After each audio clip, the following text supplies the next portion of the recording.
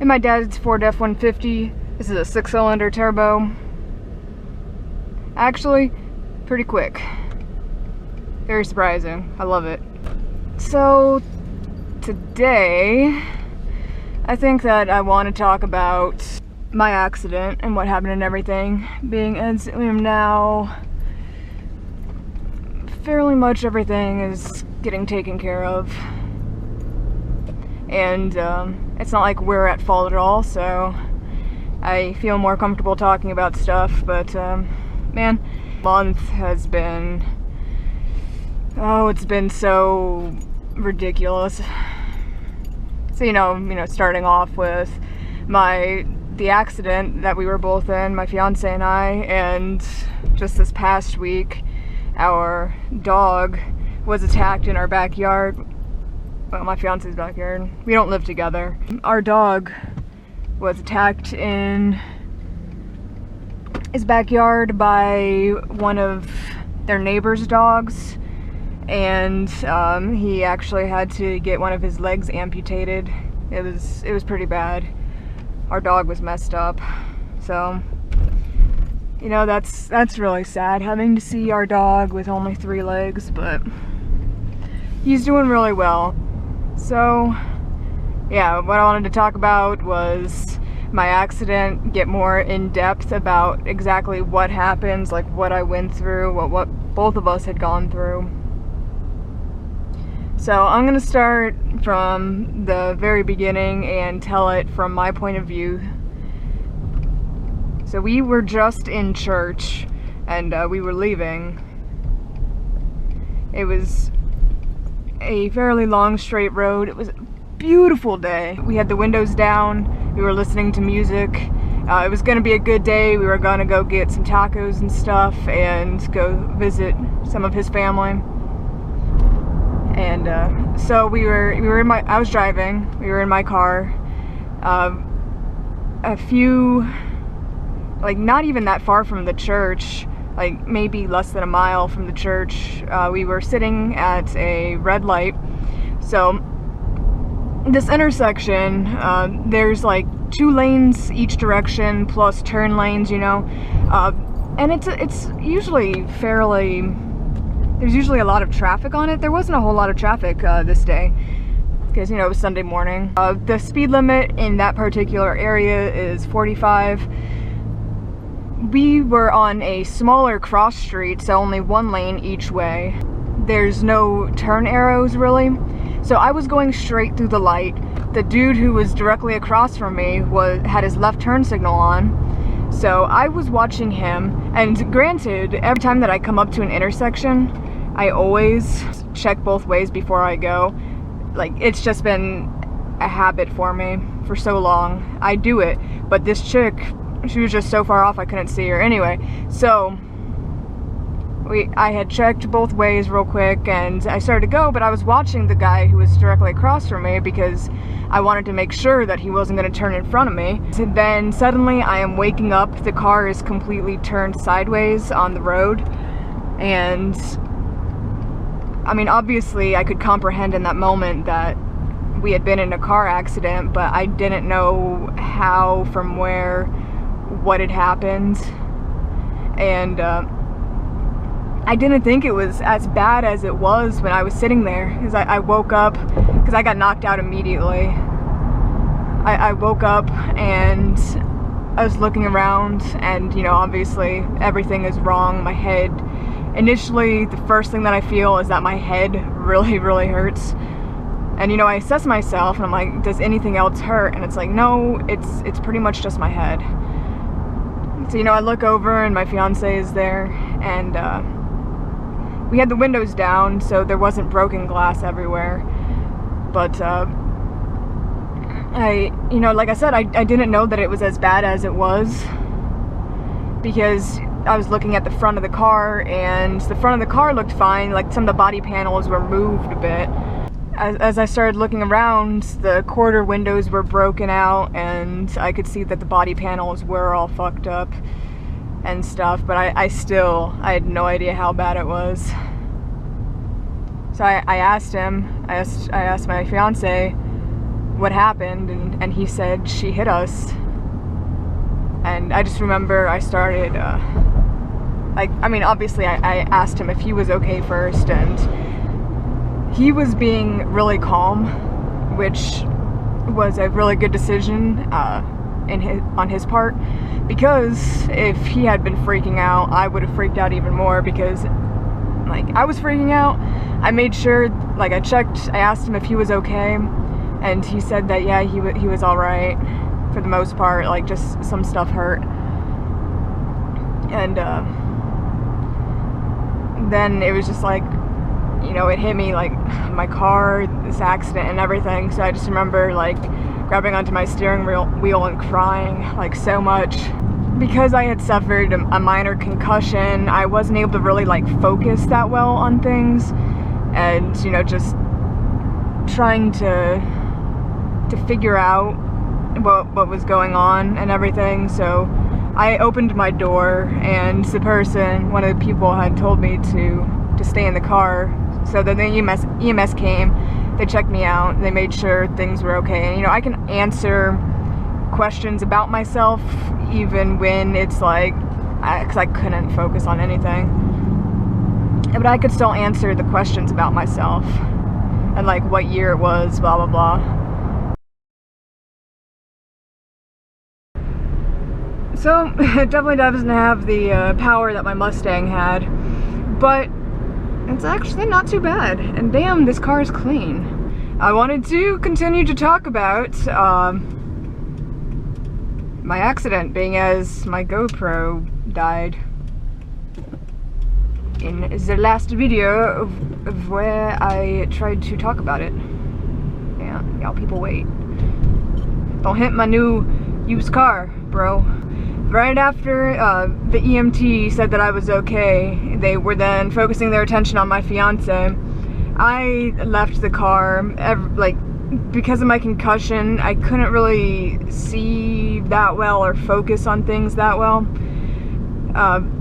So it was all just like kind of all blurry to me. I saw that there was the Jeep turned around kind of facing us, and the truck that we were pushed into, that was right there. And I got out and I looked at my car, so I walk around it, and I just see, you know, the first side, with the driver's side, where the side that we were pushed into the other, the Silverado.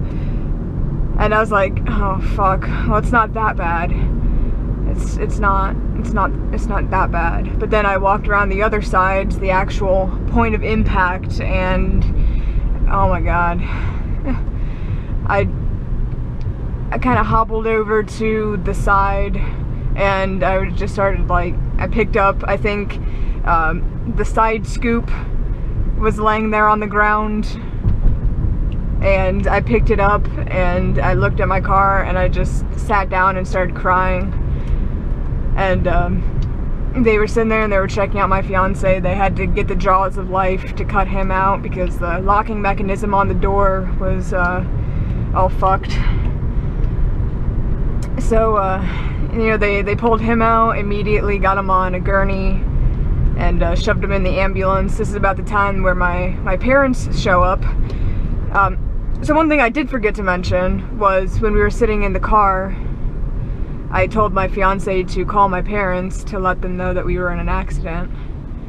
And they honestly didn't even know that we were in like such a bad accident because of how calm my fiance was being. And when they got there, they fucking realized like how bad the accident actually was. So yeah, I told him to call his mom too, but I think that at that point he couldn't really concentrate that well either, so he gave me his phone, and he tried to tell me several times what his mother's phone number was, but like I couldn't, because I couldn't really focus that well. I kept trying to put in the numbers, but I couldn't really see what the numbers were, so I kept messing it up. And you know, after my parents had got there, I sat in the passenger seat of the ambulance. They found my phone, my wallet, and some of the other stuff that I wasn't able to find right after the accident. So they gave me that. I was trying to navigate my phone, and for some reason, like, just the easiest thing for me to do, like the only thing, because I couldn't read any of it, I couldn't comprehend what the icons on my phone screen meant. So I guess it's just been habit lately to hit my camera, because I hit my camera and I got it to start recording. I didn't mean to, and I have that video, but I'm not going to share that because it's really like fucked up. Because I'm sitting there trying to explain to my parents to make sure that they get everything out of my car, including the stuff in my trunk, and I couldn't form the words trunk, so I was saying stuff like behind and afterwards, and it's just really hard to watch. So I was trying to explain that to them, blah blah blah. I was trying to call Rudy's mom. When we finally left to go to the hospital, I was sitting in the passenger seat of the ambulance, and I was looking at my phone trying to figure out how to call her. Luckily, she had texted me just several minutes earlier, so I didn't have to go through the whole process of, okay, contacts, her name, blah blah blah. I was just able to click on that and be able to call her from there.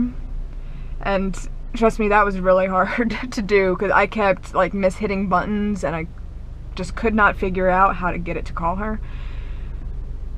It took me like 5 times to be able to tell her what the name of the hospital that we were being taken to was. I had to ask the ambulance driver like to repeat herself consistently, and it was pretty bad. Again, as soon as we got to the hospital, I accidentally hit it to record video, and I was just carrying my phone, and we went into the ER with my fiance, and they were attending to him and everything, and they were actually kind of bitchy to me. This hospital isn't that great anyway, but neither of us really could tell which hospital that we should go to. Honestly, I was supposed to go to the military hospital, but I didn't want to leave my fiance out there. Anyway, so we ended up going to the same hospital. They got really bitchy at me because obviously I was recording in the ER, which you're not supposed to do. So they asked me, like, do I need to be admitted and everything, and you know, I have brain trauma, so I can't really answer them. I'm just like, I don't know. And my fiance said afterwards that they gave him shit about me recording, and obviously he was like, she had a brain injury, she didn't know what the hell she was doing, because it was really bad. When I had gone out to the front desk to sign the paperwork to be admitted as a patient, I was trying to write the date that it was, and I literally could not write the word October. I was trying, like, I tried for several minutes to try and write out the form. Eventually the chick at the desk was just like, okay, stop, and she just put the wristbands on me and had somebody walk me over and sat me down. I was pretty fine. I'm still having a little bit of issue talking occasionally, or like forming words well, or remembering things, but it's getting a lot better. I'm sure that will pass in time, or maybe not. It was only a minor concussion, but it did, like I said, stuff wasn't that easy for me. My fiance, he hurt his knee pretty bad, but it's getting better. Everything will pan out. It's okay. So, now that I told my point of view, let me tell my fiance's point of view. And this is because my point of view was just so like sporadic because I had a brain injury. His is a lot more concise and actually tells you exactly what happened and actually the pretty fucked up things about the story. So, you know, it was a nice day and everything. We're going through the intersection. He hears the engine rev. He looks over and her grill is like right there.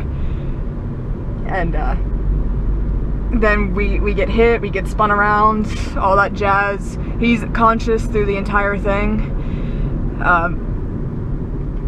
And immediately afterwards, he says that the woman who was driving the Jeep that hit us, the woman who ran through a clearly red light, probably speeding. She came out and she immediately started yelling at us, like, how did you not see me? How did you not see me? And Rudy was trying to say that she ran the red light. The people in the Silverado that she pushed us into were shouting at her that she ran the red light. And then, only then, after she came and yelled at us that it was like our fault or something, then she went and checked on the kids that she had in the car. So yes, this woman clearly, blatantly not paying attention to the road. Like, I have absolutely no clue. It was red for so long for her. And she was moving fast, clearly not paying attention to the road, too distracted to drive. If we were on motorcycles, she would have fucking killed us. No question about it. No matter how much gear we were wearing, we would have been dead right there. The most startling thing that I think that really just made me realize that it wasn't such a bad thing that we were the ones that got hit was, you know, not only the fact that neither of us were that seriously injured and we took the brunt of impact. None of the kids were hurt. The driver, stupid bitch, wasn't hurt. But the people in the Silverado that she pushed us into, this is where it gets interesting. The man, I'm guessing husband or boyfriend or whatever, he was the one that was driving. The woman who was in their passenger seat was pregnant. Both of them are okay. Everything's fine, but you know, when you're sitting there and you're thinking about it, had we not been there to catch the impact of this woman blowing through this red light, she would have completely plowed into this truck, hitting the front end of the vehicle rather than the back end. And I mean, hitting the back end is bad, but hitting the front end is a hell of a lot worse, anyone will tell you. So she would have hit the front end of this truck, possibly seriously injuring the husband, possibly injuring the woman or the baby, you know, possibly injuring the kids that were in the car with her. And it's just like, it could have been so much worse, it's ridiculous. You know, I know not everyone believes in God. It took me a long time to figure shit out, you know, but it's just, you know, we had just come from church and God was calling us. He's like, go and protect these people. You are in need. Or I'd like to think so, at least. So, it just, a lot of people would think wrong place, wrong time, but I truly believe it really was the right place at the right. It's just if she had hurt her kids or, you know, an unborn child, if she had injured the man who was driving, the husband, that could have completely ruined their lives, the life of the unborn child, you know? There's just so many things that could have gone wrong. Yes, I'm still really sad about my car because it really was almost like a living thing to me, you know? A lot of people don't think that about vehicles, but that car had it had something, you know? That's the story of my accident. I hope that if you did listen through the entire thing, that you enjoy it. If you have any other experiences, something that you can relate to, please, I'd love to hear it. And I really appreciate all the support and the understanding and everything, and I really hope that I can get on a motorcycle soon. And welcome to my new vehicle. It's not as hot and fun as the Mustang was, but you know, I think any car can be fun depending on how you drive it. The most boring fucking like little shitbox can be fun. Honestly, you know, when we were looking at cars, I really wanted a manual transmission, but we got this one because we were looking at a bunch of shit. I'm sorry, dude.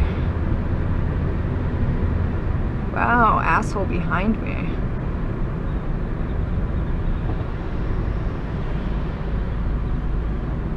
Ugh. Look at that fucking dick. What the? You gotta be kidding me. Damn, everybody's pulling like fucking shitty maneuvers today. Look at that. What's wrong with you people? Dear Lord. Oh my God. What the fuck was that? Go! See, it's not a ton of power, but it's got it. What the fuck? What the fuck? I need to get out of here. It's not about the kind of car you have. You can have the shittiest shitbox that's ever been shat. And depending on how you drive it, you know, it's like people who go out and they buy fucking Mustang GTs and they're driving like 20 under in the slow lane and take corners like almost at a stop. Like, what the fuck are you doing driving that car, man? I guaranteed, I mean, you know, obviously, because this car is front wheel drive, I'm not gonna be getting sideways in it, so that's gonna be a little disappointing, but because it is front wheel drive, I can take corners really easily, you know? Like, a lot faster than my Mustang could, because I don't have to worry about getting sideways in the same token. I think with a few, like, little modifications to it, it could easily be looking at least a little hotter, being a little bit more fun, but there's nothing really necessary. Especially if my fun car, or fun vehicle now, is going to be a motorcycle whenever that happens. So it's not, like, necessary. It's actually probably a good thing that I got something a little bit more realistic. There's so much good stuff about it. I have absolutely no qualms with this vehicle. And I'm really looking forward to getting on a bike too and satisfying my need for banging through gears, you know? Yeah, you see, like, front-wheel drive cars just take corners like this car does have stiff steering, and I love it because it's just so responsive, you know? What this car really needs, though, it needs a fucking spoiler. I really don't like how disgustingly plain the hood is. Don't really like the front bumper because it looks like somebody, like, taking their cheeks and just pushing on together. You know, I could use something like a little, like, ducktail spoiler and, like, maybe a little chin lip or something. Just something. You know what's awesome about this though? That I'm kind of excited about. Dude, like, what the fuck, man? Like, what the fuck? Okay, the only thing that's like, oh, about this car is that this entire, like, headliner, all of this fabric is, like, falling off. That's not a big deal. We can take, like, some fucking spray adhesive or something and just re-stick it. It's like, I have this kind of tucked up right now and that hangs down. That's kind of annoying. But, yeah, we can fix that. It's no big. Like, fucking leather seats. This is, black leather seats is not going to be fun when it comes to summer, but, you know. Oh, no, there we go. There's no chill. Got it. Alright. It's got several, like, clickies. I have no idea how this shit works. It's also got window tint. This is nice. Thanks for watching, y'all. I really appreciate the support, etc. Please comment, please like. If you're not subscribed, I appreciate that, I guess. You know, among other things. So, thank you very much. And I hope to see you guys again later. Peace.